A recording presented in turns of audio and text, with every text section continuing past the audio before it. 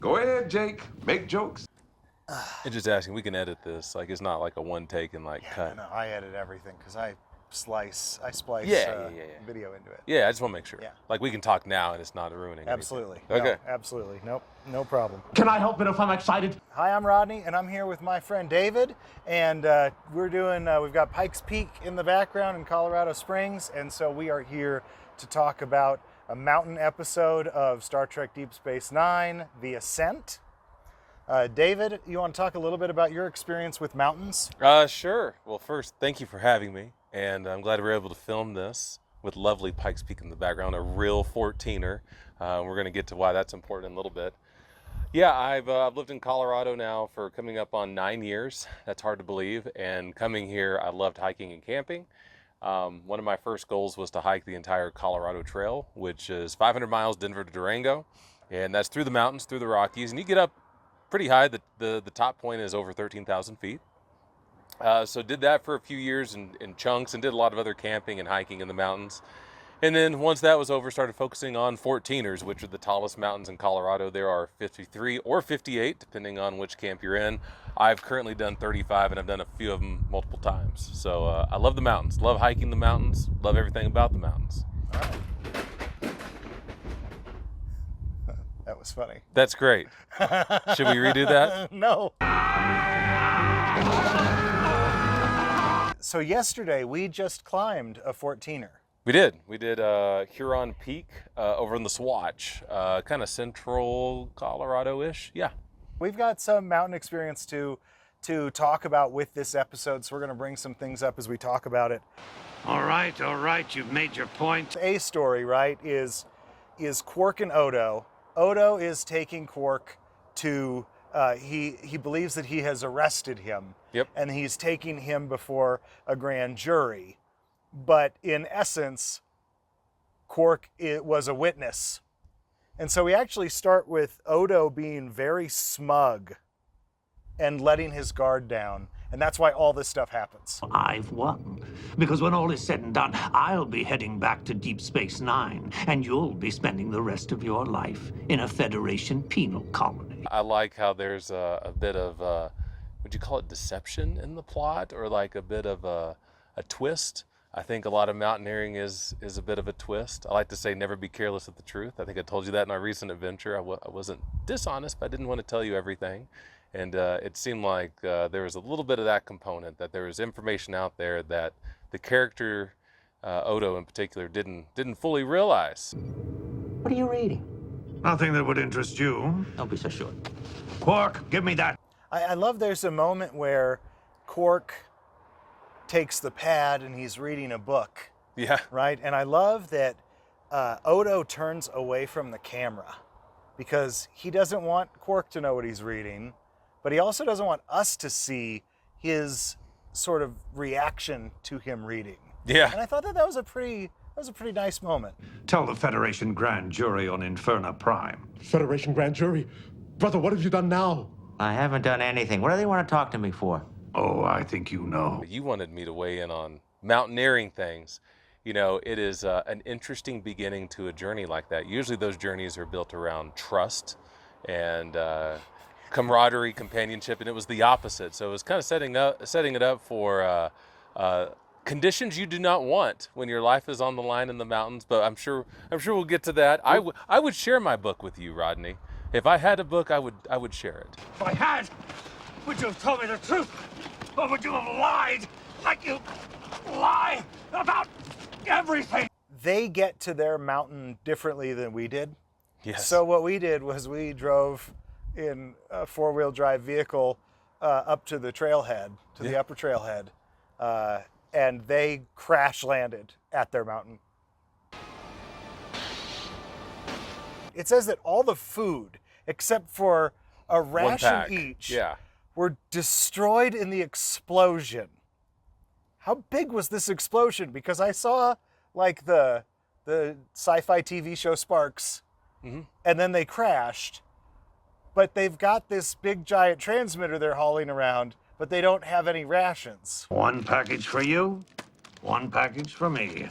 The rest... I know. Destroyed in the explosion. seems like a little bit of like a plot device. Like, oh, it just so happens each of us get one ketchup packet worth of rations. I love, like a ration I think is like this big, but it's just a little pack. The replicator's been destroyed. From what I can tell, the local plants are poisonous. Then I guess we're stuck with field rations. Very unfortunate, very convenient for the show. Convenient for the show. I mean, but the thing is that really that much of a problem? Well, it depends on how far you have to hike, which they didn't know. In fact, it seemed like they kind of figured out that they needed to hike and how far they were going to hike before they actually hike, which is less than stellar. I'd say the most important things, that there's a rule. There's a 3-hour, 3-day, 3-week rule. You can go 3 hours without shelter, 3 days without water, 3 weeks without food. Those are just generals. So the fact that they're without food, like that's one of the 3 like pillars of survival, but it's probably the least important. That's right. I would say like that's bad, but 1 ration each, at least they have something. I did a little research. I don't usually do research with these videos. I don't really care too much about the behind the scenes stuff. I like talking about the episodes and what's in them, but I think that this is kind of important because they actually filmed at Mount Whitney, which is the highest peak in the contiguous United States. Yeah. So I think it's a little over 14.5. The highest here in Colorado is a little over 14.4. We have a few of them over 14.4. So yeah, that's kind of cool. Kind of ties in the 14ers. It's in 14er lore, it's pretty famous. It's a pretty famous mountain. And so what happened was, it was 65 degrees when they were filming. How could it be so cold when the sun is shining? So it was hot because they were all bundled up. Okay. And Armin Shimmerman, who plays Quark, actually passed out due to the pressure inside of the prosthetics. But they had an on-set medic who was prepared for altitude reactions, and they thought they might have to completely cut the episode, but he was ready for that, and Armin Shimmerman ended up being fine for the rest of the shoot. And I'd say the heat thing is interesting because that's something people don't realize. Like 65 degrees if you live at sea level, or a lot of the world, a lot of the U.S. where you're at lower elevations, that seems pleasant. 65 and sunny is hot. It will burn you up. Well, we were on the summit yesterday at what, 9:30, 9:45? Yeah, about then. What was the temperature? I mean, we started getting hot right after that. I mean, like high 30s. Yeah. Like high 30s at the most, maybe 40. But like to your point, yeah, if the wind will cool you off, but if it's sunny, it gets really warm. Carrying this transmitter up the mountain should keep you warm. There's actually something I thought was wise, and that is if the person who was hauling up the transmitter, transponder, the big piece of equipment, that person didn't get the jacket. Right. It's because you'll start sweating, like that'll heat you up. And there's a saying when you hike, especially 14ers, be bold, start cold. And so when you start your hike, you want to be a little chilly because it's recognized, hey, you're going to warm up. I also liked, talking about costumes, right? And sort of trail stuff. I loved that there was 1 pair of gloves, so they each had 1 glove. The camera pans up, right? Forget about 6 hours, more like 6 days.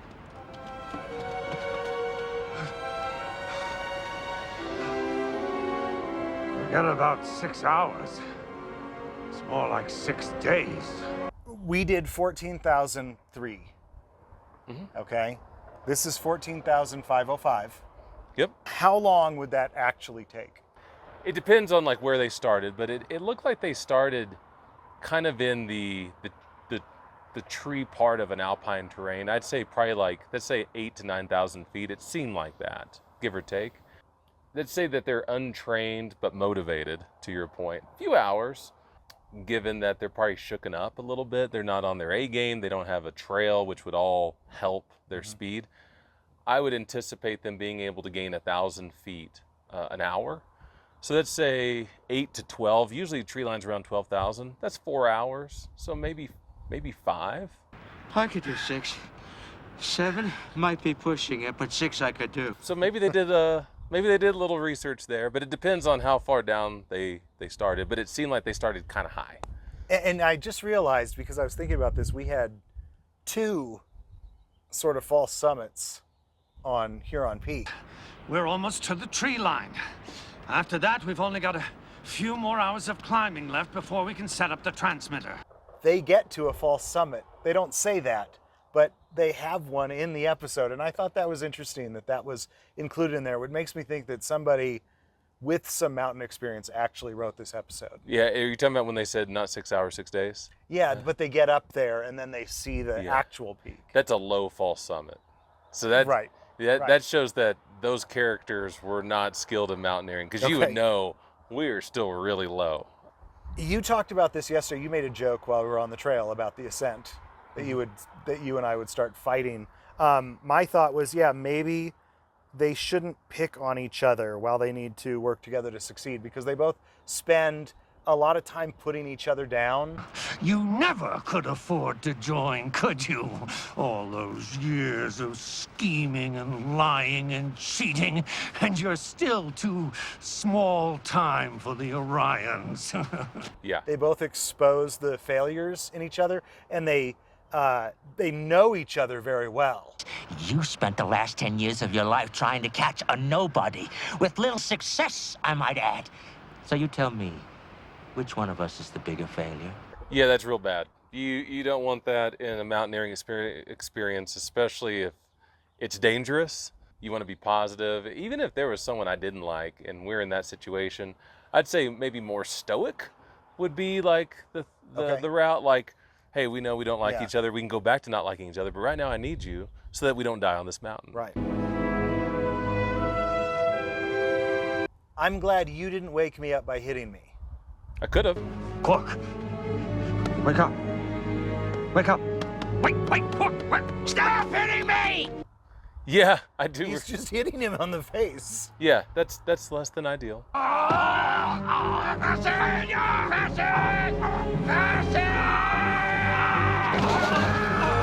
I wrote down, don't throw companions down a mountain. Yeah, when they got into the actual fist fight, that was a really bad move, and it ended up being really bad. It broke his leg. Yeah, I said that a mountain is dangerous, but acting like idiots is more dangerous. Oh yeah. Freak! Fraud!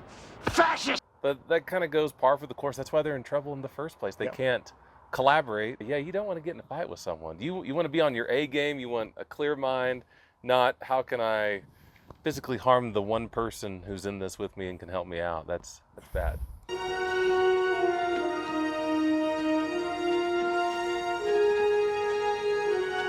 There was a beautiful music cue.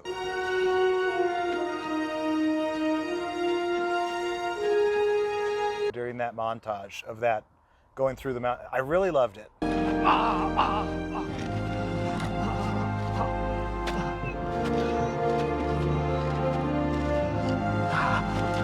I was considering which one of us would drag the other one up at that point, so I wasn't paying attention to the music. Could you drag me up? Up the mountain? Yeah, I broke my leg. Like up, like if we needed to do a transmitter thing? Ooh, that'd be tough. I don't know that I could drag you. There's no way you're going to be able to drag me up that mountain. That situation was rough because there's something in mountaineering and hiking that you never leave your partner. You never want to leave someone alone. That's where bad things happen. I don't understand why Quark, who's incredibly self-serving, doesn't just leave Odo there. I'm going to say something you might disagree with. I think they started to bond. I'm not trying to rescue you. I'm taking you along as emergency rations. If you die, I'm going to eat you. So I think that, the comment about, hey, I'm going to take you, you're going to be a snack, is again it's kind of a facade. Like, we still hate each other, but in reality, he was like, I don't want to leave you. And it's not, you actually don't want to leave someone because it's not the animals. Animals in the wilderness are kind of a low risk thing. It's more about the elements. It's more about when people get panicky, they make bad decisions. Okay. And this is even healthy. If I was hiking with someone, I've done this before, and they elect to not continue, and they're like, oh, you can go ahead and you can keep going. That you never do that, even if they're in good spirits and they're in good health, because dumb things happen. You have to leave me here and go on by yourself. And I think when he said, I'm going to take you as a snack, he was kind of keeping up, like, I hate you. But I think he started to have pity, but also they started to form a bond. And sometimes bad times form those bonds. Try not to break your other leg while I'm gone. I'll do my best. There are some very good character things that happen with Odo and Quark. You know, Odo is not really a changeling. But you're not a changeling anymore. You're one of us. And he has to deal with that. That's why he has to kind of face these elements in a way that he wouldn't have to otherwise. Oh, I hate this. Now, if I was still a changeling, I could have shapeshifted into a Borean pterodactyl and flown that damn transmitter to the top of the mountain hours ago. Quark also is not the best Ferengi, right? He's been removed from the Ferengi society. He can't interact with other Ferengi. And the Ferengi Commerce Authority did seize all your assets. And so he's not a very good Ferengi either. And then he loses hearing in one ear. So he becomes half a Ferengi. And so I think that the way that both of them are sort of the outcast versions of their species, I think that that's a fun thing to have happen in this episode where they have to deal with those failures. I'll let you go. I don't think so. And you call yourself a detective. I actually enjoyed that about the episode. Don't you get it? I'm not a suspect. I'm a witness. I think just like the complexity of the characters, it highlights that we are all unique and we face challenges, and sometimes those challenges mean we don't fit in. Quark says to Odo, I bet you were surprised. I actually made it all the way to the top. were you surprised that I made it all the way to the top? Do I have to answer that?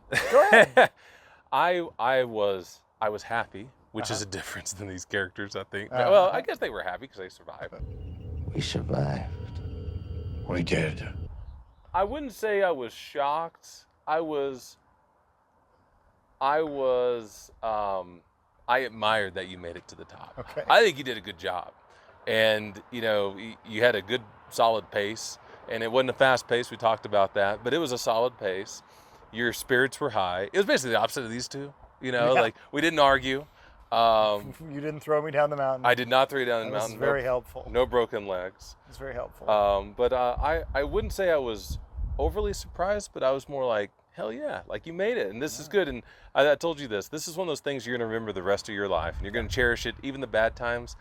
I think these two, you know, their characters, this is something that they'll be connected to, you know, between each other the rest of their lives. It's something they're going to remember the bad times, but it's going to form a bond, which is the same way. But I wasn't overly surprised. I was proud. Okay, well, thank you. You remember back there when I told you I hated you, and you told me you hated me? Vividly. So that final exchange, I think, tipped the hand to, like, they might not be friends, but they're going to have a different relationship with a positive, like, stripe through it, because they're like, I still hate you. I forgot exactly what they said, but like, I'm still going to hate you too. And then they laugh. They laugh about hating each other. Yeah. And it's like, that to me was like, okay, now I bet in future episodes, it's been a long time since I've seen other episodes. I bet they have a different relationship, different component, where they still might not like each other, but they're going to bond over this, and there's going to be just kind of maybe a respect. I meant every word of it. So did I.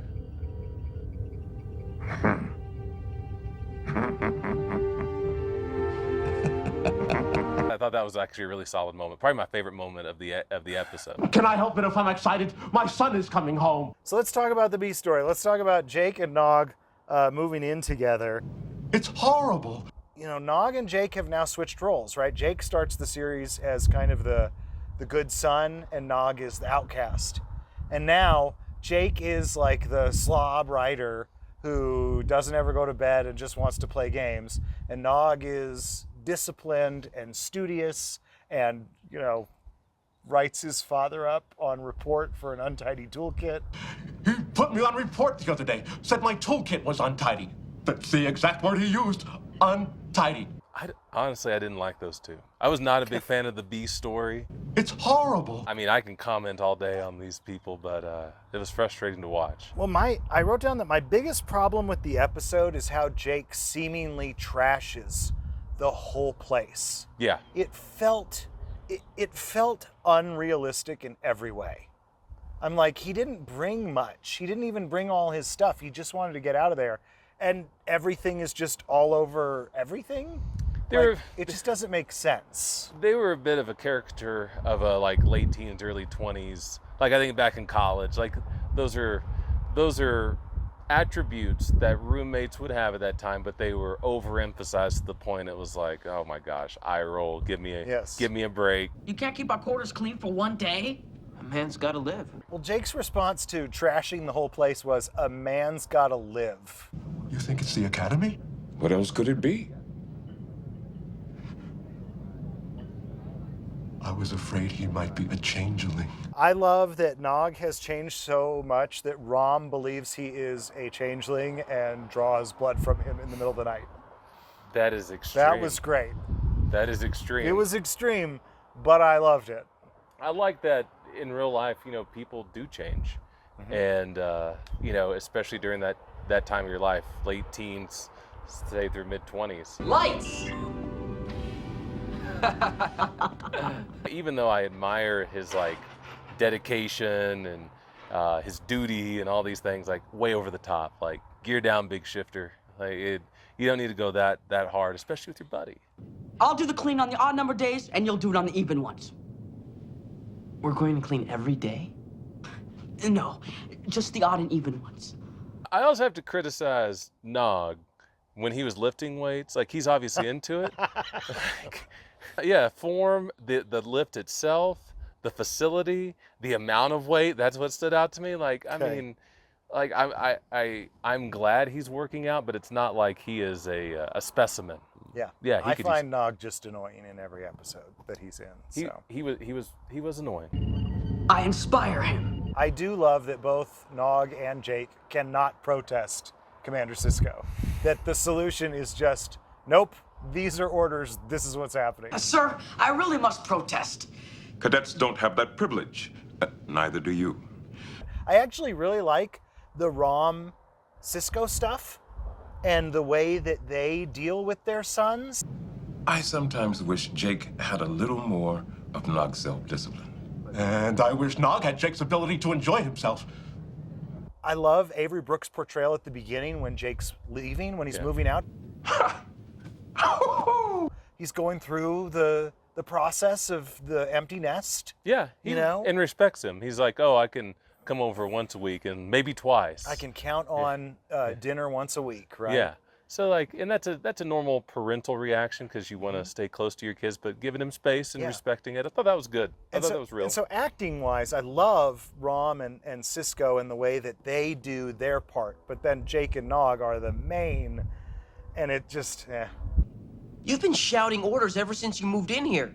I'm not in Starfleet. Lucky for you. So how do you feel about the episode, The Ascent? 5.